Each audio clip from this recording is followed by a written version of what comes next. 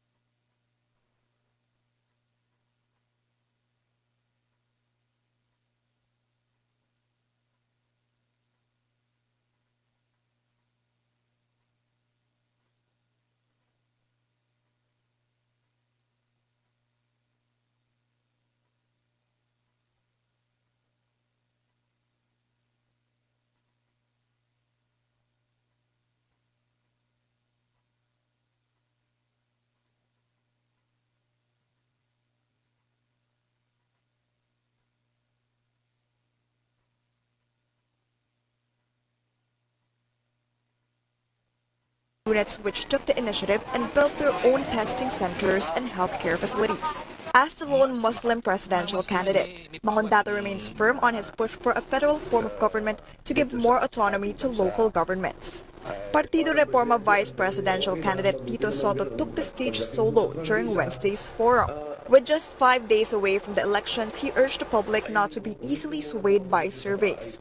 Soto and Senator Francis Pangilinan lagged behind in the latest Pulse Asia survey for vice presidential bets. Independent service says that I have very good figures. I have very good stats. So siguro baka yung iba nadideceive nun. Nagkakaroon ng mind condition na tinatawag. Soto is in favor of offering COVID-19 vaccines in schools, but says it should not be made mandatory. While both Serapio and Soto agreed to completely end e-sabong operations. Ang e-sabong parang pigsa ng lipunan yan. Ang weteng pigsa ng lipunan din yan. Yung lahat ng mga suliranin na yan ay dahil nga dito sa umiiral nating kalagayan sa ngayon. Soto is confident that the lost revenues from e-sabong operations can be sourced from other funds, such as the unused 328 billion pesos from the General Appropriations Act.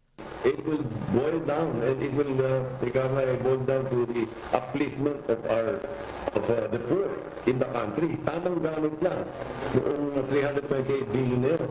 Wala pa dun yung corruption. Matindi pa rin sa corruption. And definitely it will be a better, it will be good use. Yung 328 billion, unused pa lang yun. Yung abuse pa. Soto assured that if he wins the vice presidency, he will not be a thorn on the side of the next president. In fact, he is confident the next president will like the programs he'd be proposing. Chrissy Di Matulak, CNN Philippines. Catch Vice Presidential candidate Manny Lopez at the COMELEC KBP Forum tomorrow at 10 a.m. and presidential hopeful Ernesto Abella 11 a.m. here on CNN Philippines. The military and police sending more troops to the countryside to make sure the May 9 polls will be safe and peaceful. The COMELEC placed under its control 2 more areas over threats of violence on Election Day. Stanley Gajeta reports. To safeguard the polls, top officials sent off more than 40,200 police personnel across the regions, with more than 1,200 more on standby in Krame just in case. The Armed Forces of the Philippines, meanwhile, has 154,000 troops that will monitor hotspots and main checkpoints. The Philippine Coast Guard deployed 22,500 of its personnel.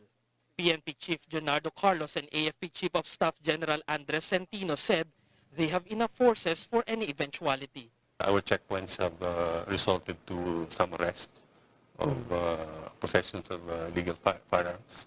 And these are the things that will continue even after the last day of the campaign. We're maximizing presence of the police in all these polling centers and polling precincts. There were no reported hitches so far regarding election preparations especially during the sealing and final testing of vote counting machines.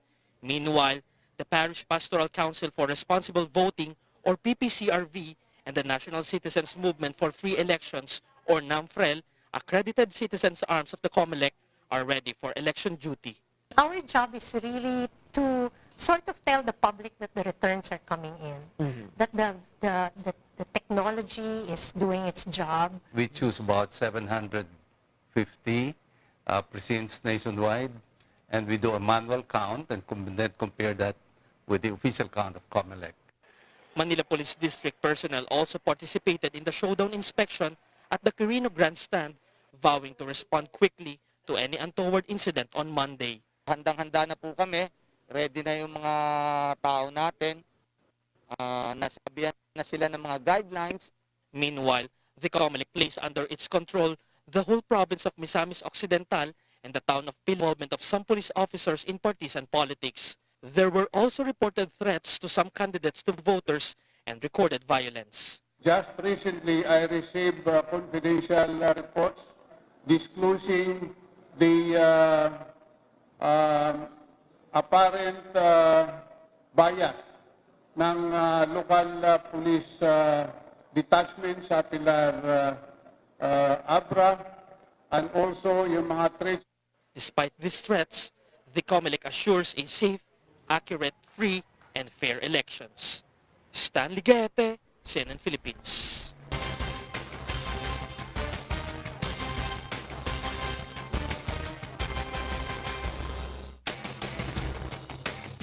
Members of government health insurer PhilHealth are bracing for higher contributions beginning next month. Senior correspondent Lois Calderon reports the increase marks the end of a 1.5-year reprieve the agency granted because of COVID-19.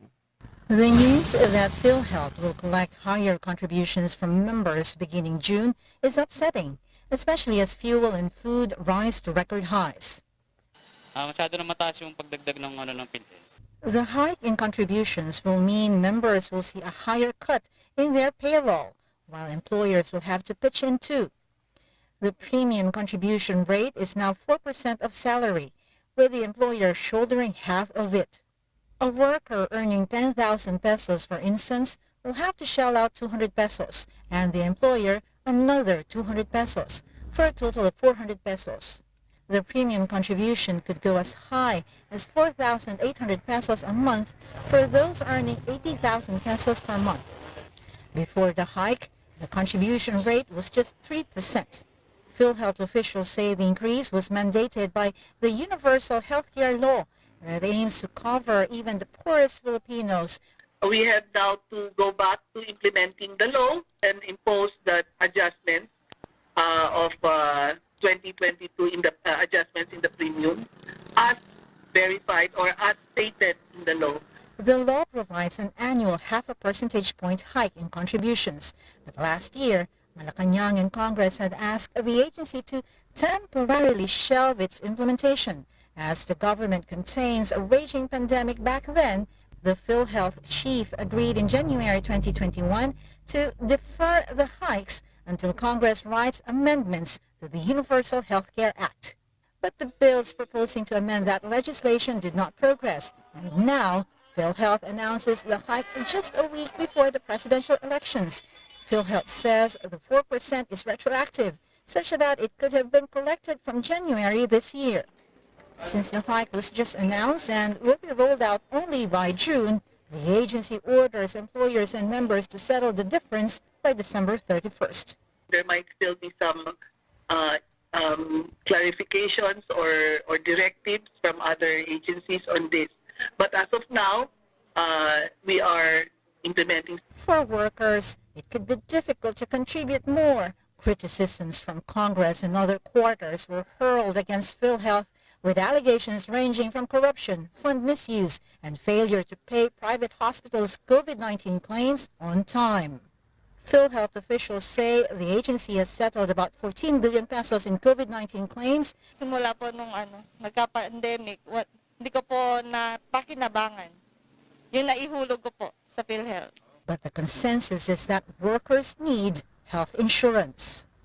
Lois Calderon, CNN, Philippines. Straight ahead, find out what to do if you're showing COVID-19 symptoms on election day but still want to vote, while candidates get closer to the campaign finish line with two presidential hopefuls making their presence felt in vote-rich Cebu. Details right here on Newsnight, where we go above and beyond the headlines.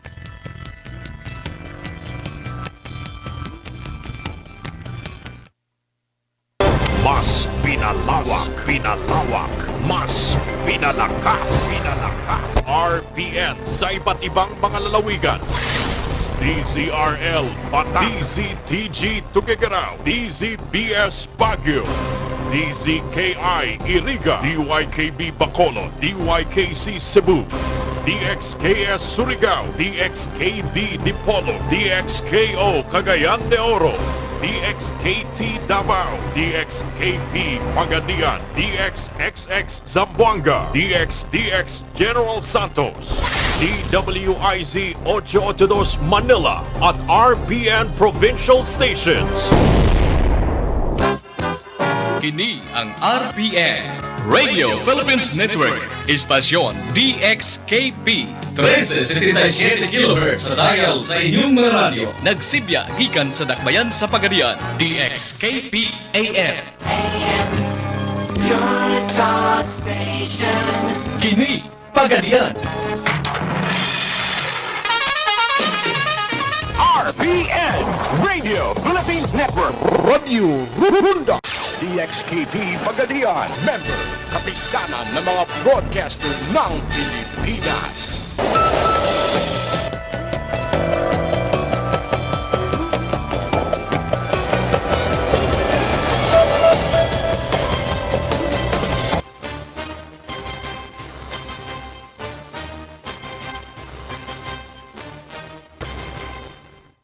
This is Newsnight on CNN Philippines. This year's elections is the first in the country's history to be held under the shadow of a pandemic. What happens to voters who show COVID-19 symptoms on May 9? Melissa Lopez walks us through the process. Voters showing symptoms of COVID-19, such as fever, cough, or cold, will not be turned away even if they show up to their assigned school on May 9. Masks are a must, and all must go through a temperature scan. If your body temperature is at 37.5 degrees at the gate, you will be taken to the isolation polling place. You'll be given time to rest, and your body temperature will be taken again. COMELEC officials acknowledge that the weather could be a factor. If their temperature drops, the voter can go to his or her original precinct. But if not, the voter remains at the IPP.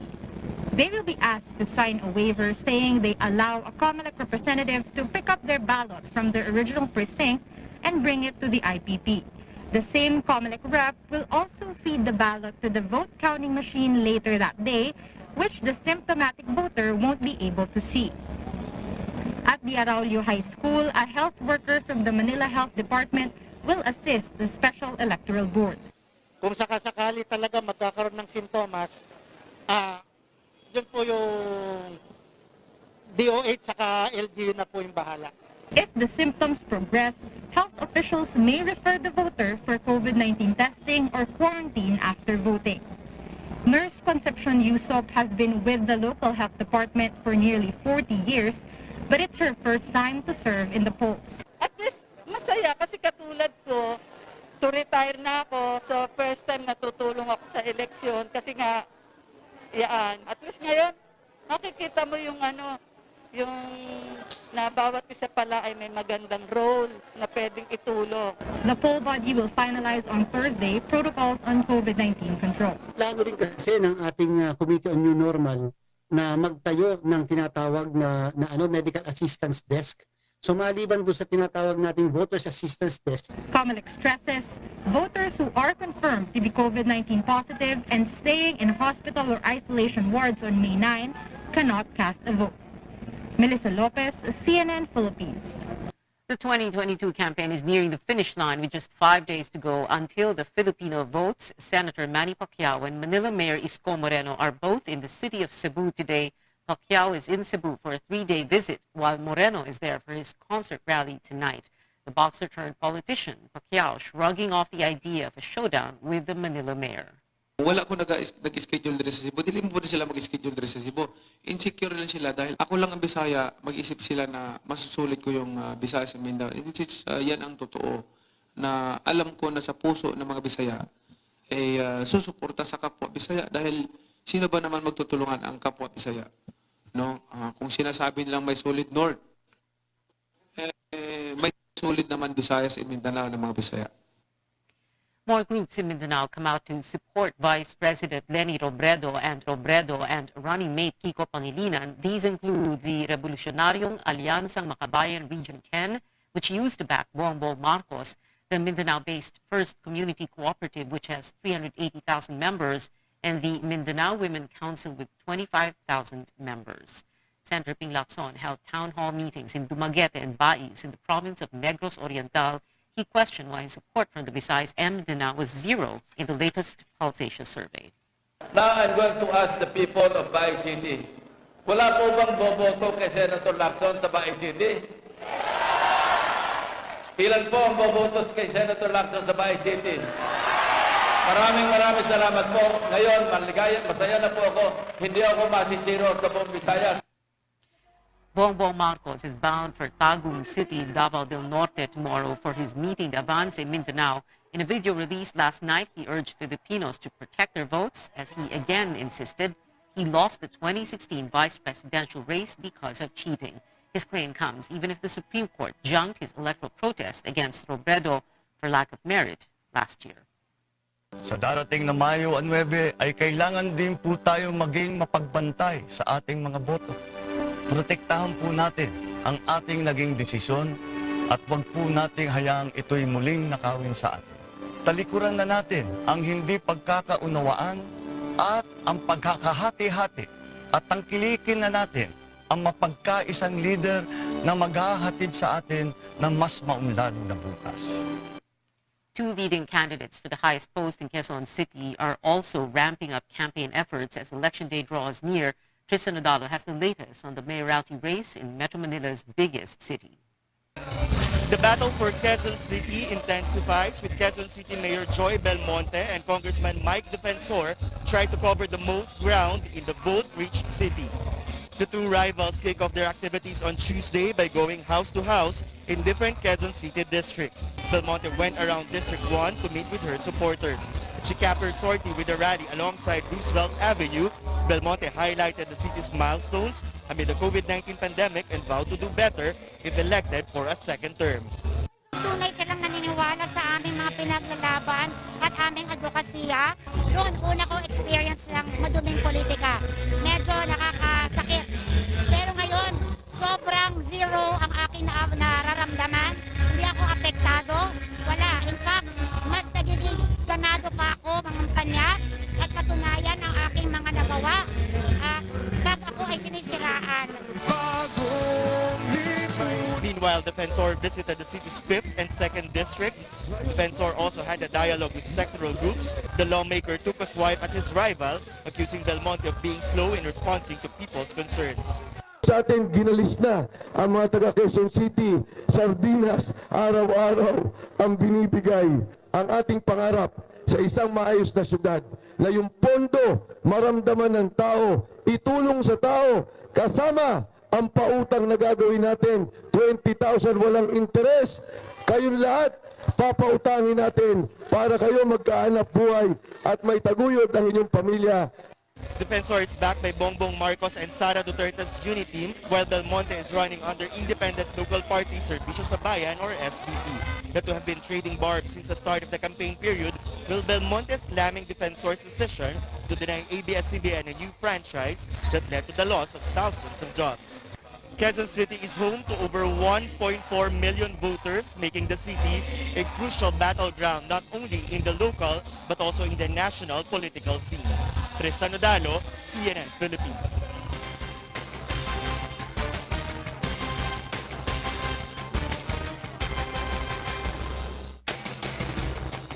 Here are other stories making headlines. Authorities have found the bodies of 5 children who drowned near Taal Lake in Batangas. Philippine Coast Guard says the children, ages 7 to 12, were reported missing at around 12 noon on Tuesday. 2 bodies were recovered yesterday afternoon and the remaining 3 this morning.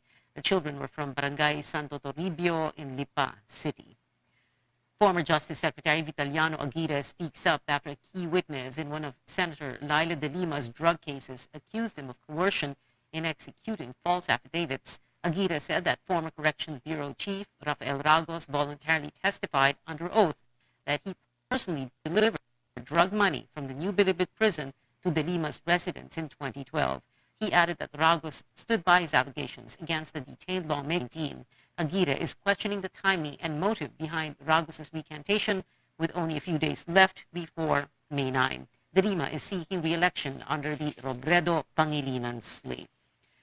2 executives of controversial pandemic supplier Pharmally Pharmaceutical appealed to Senate President Tito Soto to release them from the Pasay City Jail. Mohit Dargani and Lincoln Ong insisted there were no cases filed against them. They again accused Blue Ribbon Committee Chair Senator Richard Gordon of politicking. Soto says he has not read the letter but notes his role as Senate President is only ministerial when a committee has approved a motion. Coming up, Klay Thompson breaking one record after another in the NBA, and back here at home in collegiate basketball, the UAAP Final Four tips off. Stay tuned to CNN Philippines.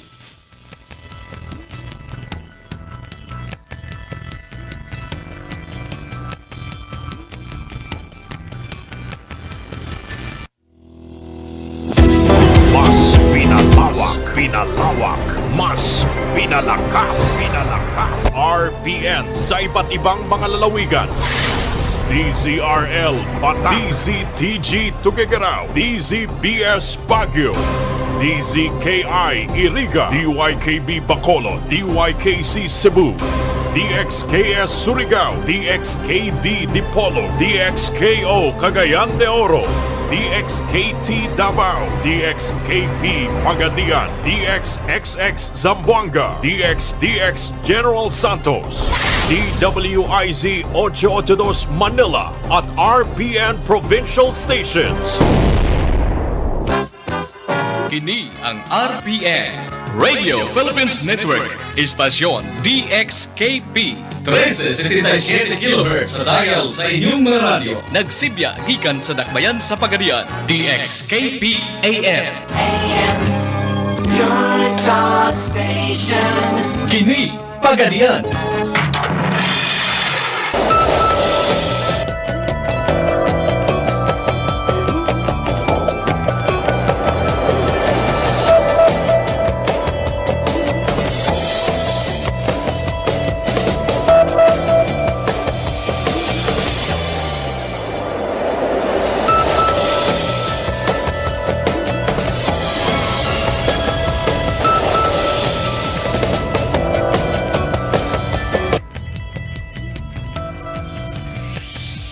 Welcome back. Sports news now. There's no stopping Klay Thompson breaking one record after another in the NBA. The Golden State Warriors shooting guard is now one of just 3 players in the league to make 400 three-pointers in the postseason. Last month, Klay reached 3rd on the list of all-time playoff triples made, passing Ray Allen. But the record-breaking trays were not enough to defeat the Memphis Grizzlies. The Grizzlies took Game 2 of the West semifinals 117-116. Tying the series. And back here at home in the UAAP, an interesting Final Four opening happened earlier with the De La Salle Green Archers forcing a do-or-die Game 2 against the UP Fighting Maroons. La Salle beat UP at the Mall of Asia Arena 83-80, but the Fighting Maroons' twice-to-beat edge keeps them alive, which leads to whoever wins the 2 p.m. match on Friday heads to the finals. Another Final Four match is underway with Ateneo getting closer to a finals ticket. The Blue Eagles are leading against the FEU Tamaraos in the second quarter, 29-21. Head to our social media platforms for updates on this thrilling match. And that is it for now. Join me again on news.ph at 7 p.m. I'm Pio Ontiveros for Newsnight, where we go above and beyond the headlines.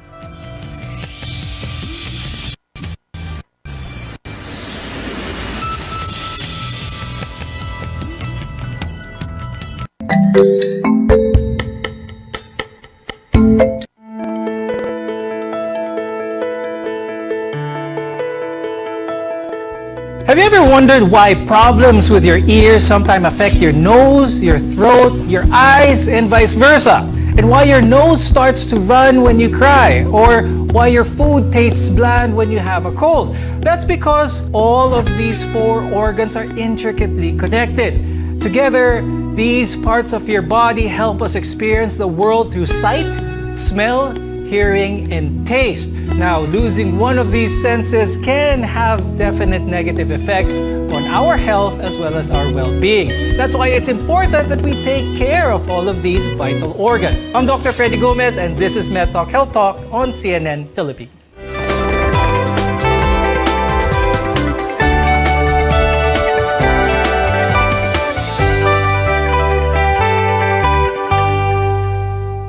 Viruses and other germs can enter our eyes, ears, nose, and throat if we don't practice proper hygiene or safety. Our guests are here to talk about all of this and more. Let's welcome with us Dr. Glenn Angeles. He's an ophthalmologist at the Health Hub Clinic. Also joining us is Dr. Paulo Angelo Catindig, who is an ENT head and neck surgeon, rhinologist from the Bulacan Medical Center, as well as the Makati Medical Center. Pag-usapan natin ang ating mga mata. Is it very common ngayon na pandemic, gaano ka-risky ang ating mga mata when it comes to being infected with COVID-19? So with regards to COVID-19 and the eyes, we've been seeing COVID positive patients on patients with sore eyes. For example, a patient consults us with sore eyes. Usually, we ask kung mayroon siyang ibang symptoms like cough, colds, fever. Then, if they usually have their test done, usually it comes out positive. Dr. Glenn, ang notion ng marami is the COVID virus is in the air and dumadapo sa mata natin. Kaya tayo nag-face shield, kaya kailangan protektahan ng eyes. Is this more the case where the virus enters our eye through the air, or is it more of a contamination type of inoculation? More on contamination type, more on contact, for example. Because for conjunctivitis, usually makatayan, diba? Itchy. When patients rub their eyes, usually what happens is they touch another object or they touch a table, then someone touched the table, then they rub their eyes. So yung mga nagfe-facial, technically it's helpful in a way because it avoids us from touching our eyes. Kumbaga, yung mga naka-glasses, okay sila because napoprotektahan sila. Dr. Glenn, you also mentioned a very important one, ang sore eyes, conjunctivitis. Pag hindi naman COVID-19 ang cause ng conjunctivitis, how is this normally treated? A lot of Filipinos like to avail of the over-the-counter vasoconstrictors, yung mga eye drops para pampawala ng redness. Is this the right medication to use for sore eyes? For sore eyes, usually the symptoms yan kumbaga, it's viral, so it's self-limiting. Usually it will resolve after 1 to 2 weeks. I ask my patient to do bed rest so they cannot go to work because nakakahawa talaga siya. So they can use supportive therapy like mga artificial tears para sa parang supportive management lang. They can put cold compress. Importante dyan is frequent hand washing and proper hygiene. Now let's talk about corrective lenses versus contact lenses. Is one better than the other, Dr. Glenn? Actually, it will really depend. For glasses, at least it's a protection. For contact lens, okay lang rin siya. Both are okay to correct your error of refraction. Let's talk about the extra added care that people should be doing if ever they choose to use contact lenses, because this can also be a vehicle for a lot of germs, for a lot of viruses kapag hindi ito naalagaan. What's the proper contact lens care, Dr. Glenn? So for contact lens care, definitely you need to remove it every day. You need to clean it. And with contact lens naman kasi, ang magiging concern lang dyan is how you clean it and how you properly store it. Kasi contact lens, may chance. Also, you need to keep on putting parang artificial tears to lubricate the contact lens, or else baka mag-dry and pagtanggal mo, magkaroon ng corneal abrasions or superficial punctate keratitis, magkasugat, then that's a cause of concern. Okay. Let's talk about, since pandemic, maraming mga tao, Dr. Glenn, ang work from home. They're using their laptops, computers for numerous meetings and whatnot. And ang nangyayari dito, ang common is ang eye strain. And some studies are pointing that what adds to this eye strain is the blue light emitted by a lot of gadgets. How true is this, Dr. Glenn? What should our viewers do? Kasi unavoidable kung work from home that they're in front of their laptop or gadgets. Blue light din naman kasi when you go out, sun, it's helpful then. It makes us alert. more but for gadgets, more on eye strain kasi siya. So for eye strain, what people can do, usually they have Zoom meetings, they have meetings online, they're playing with their gadgets, YouTube, mga ganon. What they can do is they can rest their eyes. So papasok ulit tayo dun sa 2020, every 20 minutes, you rest for 20 seconds by looking 20 feet away. Now let's also talk about something that may be common during this time, ang hordeolum, also known as a sty, or in Tagalog, kulite. So how does this happen, Dr. Glenn? What are the risk factors para magkaroon ng kulite sa mata? How serious of a condition is this? Pwede ba itong gamutin sa bahay? Because a lot of people now are wary again in going to the hospital for treatment. Actually, marami rin kulite. So for kulite, there are pores dun sa mata natin, sa pilik mata natin, na gets blocked, then gets infected. So para siyang pimple pero sa mata. So for treatment naman nun, usually we give antibiotic ointments and ask the patients to do warm compress, and if ever, we can also do bleed hygiene for the patients. It really depends Pag malaki na, sobrang laki, we also give them, parang if there's another, parang nagkakaroon ng preseptal cellulitis or yung infection na mas grabe, we give oral antibiotics then. So marami tayong napag-usapan with regards to our eye, and we will continue to talk about that later on the show. But just as important is our eyes, our ears, nose, and throat are also vital for our everyday care. When we return, we'll talk about how to properly care for them. We're your connection to healthcare. You're watching MedTalk Health Talk.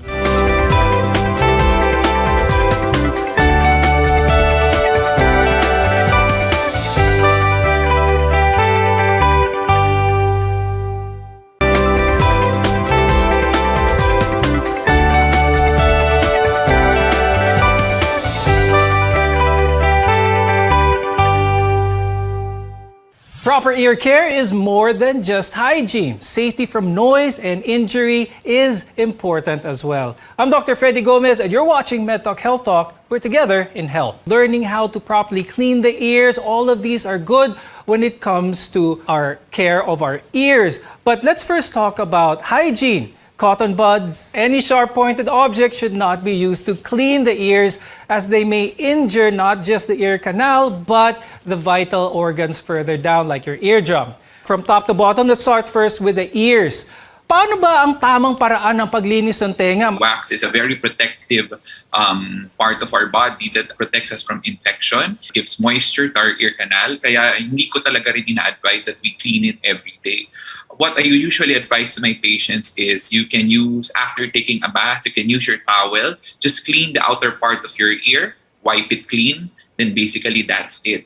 But syempre mga Filipinos, they're very malinis, hygienic. So may mga pasyente pa rin that would really ask, Doc, how often can we use cotton buds? So usually I would tell them, sige, you can use your cotton buds at least minimum of once a week, but just the outer ear canal. Kasi usually naman yung wax mo is being produced at the outer part of the ear. The tendency kasi if we push it masyado sa loob, papasok masyado yung wax, then it would cause hearing problem naman sa patients. Let's talk about hearing loss naman. This is something that is very prevalent now, especially habang tumatanda. It is not uncommon na humina ang pandinig ng mga seniors natin o mga loved ones natin na mga nakatatanda. But a lot of people may not be aware of this. What are some of the red flags kaya, Dr. Paulo? What are some of the cues that a hearing exam may be needed for hearing loss? So usually for my patients, ang mas magandang tanongin dyan is yung kasama actually, not really the patient, because the patient themselves will not notice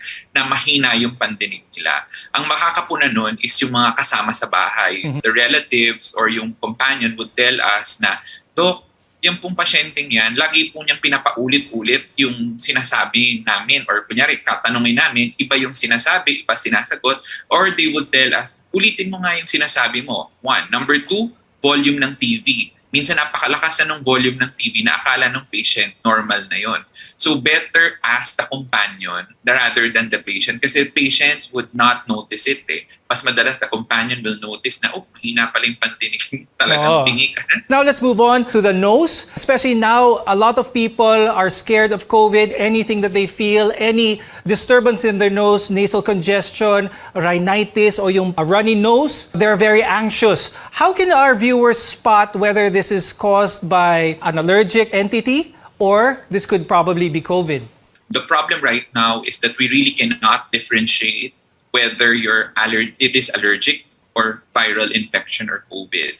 So for now, because of the current surge of COVID infection, what I would usually recommend my patient is still to get tested. That is the number one rule when it comes kapag runny nose. Kasi the only way that you can differentiate if it is viral or COVID versus non-COVID is through testing. Mahirap talagang makipagsapalaran. Though by history alone, some patients would tell me na, Doc, talagang even before COVID, I have runny nose already, frequent sneezing and itchiness. Now, syempre, aside from nasal congestion alone, patient would also complain of fever, cough. Yun, syempre, medyo magdodoble ingat ka na, lalo na kapag ka ganon. Anong first aid ng pagdudugo ng ilong or ang epistaxis? Madalas mangyayari ito, especially sa mga bata. So usually pag may mga epistaxis or balingoy-ngoy in Tagalog, what I usually tell my patients is number one, do not panic. Number two, try, kasi yung iba, ang ginagawa natin, we try to tilt our heads up. No? So sinasabi ko, wag niyong itataas or titingala yung ulo. Try to bring them down, then just put digital pressure dun sa ilong. Try to press it at least around 5 to 10 minutes until yung bleeding would stop. If there is persistence of bleeding at lumalabas na pati sa bibig, just let them spit it out. Then you can put cold compress, ice compress, either sa head part or dito sa may batok na part. That is okay also. Aside from that, also from the nose, let's go further down sa throat. Minsan kasama ng mga nasal symptoms yan ay ang sore throat or masakit lumunok. That's also another cause for anxiety when it comes to COVID. Dr. Paulo, when it comes to these changes, explain to our viewers what they should do if they lose their voice. What disease entities could these lead to? There are some cases also that I had na they would complain of hoarseness or napaos ang boses nila. Ang tawag natin dyan is laryngitis. But for shorter duration, what we call this acute laryngitis.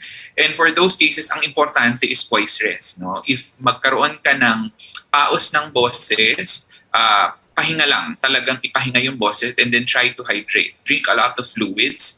Then try to consult if there is persistence of this hoarseness for more than a week time, accompanied by soreness, pananakit na ng lalamunan, then please try to consult your healthcare professional. When it comes to choking naman, anong magandang first aid? Number one, syempre yung response ng patient. There's what we call Heimlich maneuver. But ang ginagawa natin, kunyari biglang na-choke yung pasyente, you pupunta kayo sa likod ng pasyente, then you wrap around dun sa ibabaw ng tiyan, above the belly, yung belly button, then you put your fist, ibilog din sa likod ito, then try to push it up towards the chest area until maisuka ng pasyente or mailabas niya yung foreign object doon sa bibig. There are several eye, ear, nose, and throat conditions that affect us Filipinos. When we return, we'll talk about good preventive measures for a good overall health, because your health is our mission. This is MedTalk Health Talk. We'll be right back.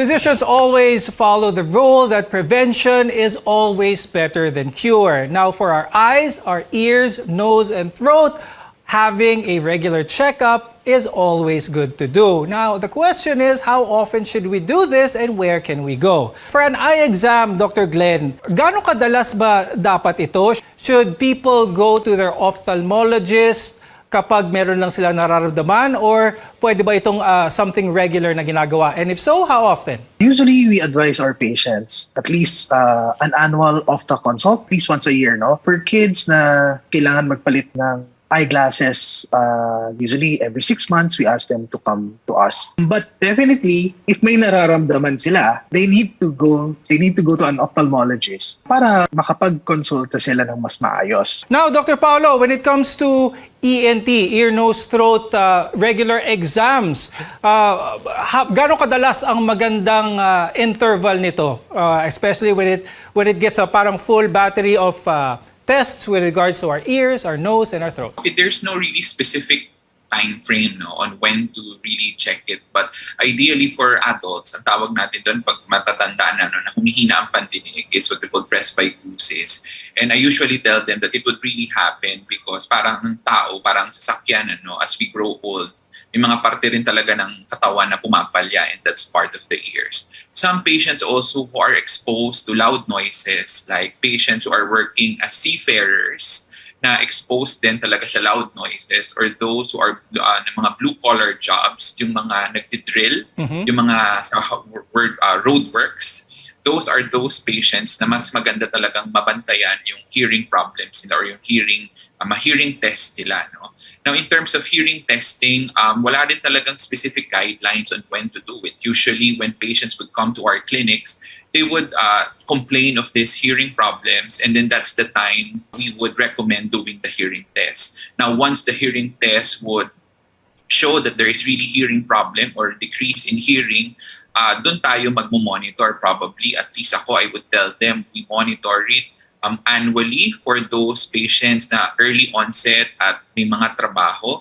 But for those older patients who would require hearing aids already, then probably every 2 to 3 years of hearing test monitoring for it. Now, Dr. Glenn, pagdating naman sa mata, anong mga pagkain ang known na masustansya para sa mata, or vitamins for that matter? So usually, we tell our patients to eat green leafy vegetables, more green leafy vegetables lang naman. And we advise them na have their regular off-talk consult talaga. So we know if there are any concerns or problems, because like for error of refraction, sometimes hindi naman nila nakikita yan eh. So minsan yung mga bata, lalo na for kids, magko-complain na lang yan, malabo vision niya or sa school.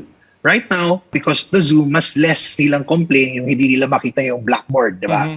So usually, for now, we advise them pag nagko-complain yung bata, or nag-squint yung bata to look at objects, then dalhin nila sa OFTA para mabigyan natin ng tamang reseta for the glasses. Now, this discussion was indeed very helpful, and I'm sure our viewers learned a lot from our guests. So thank you very much, ophthalmologist Dr. Glenn Angeles and ENT Head and Neck Surgeon Dr. Paulo Catindig. Maraming salamat sa inyo. Each of our senses play an important role by making our lives amazing when they work together.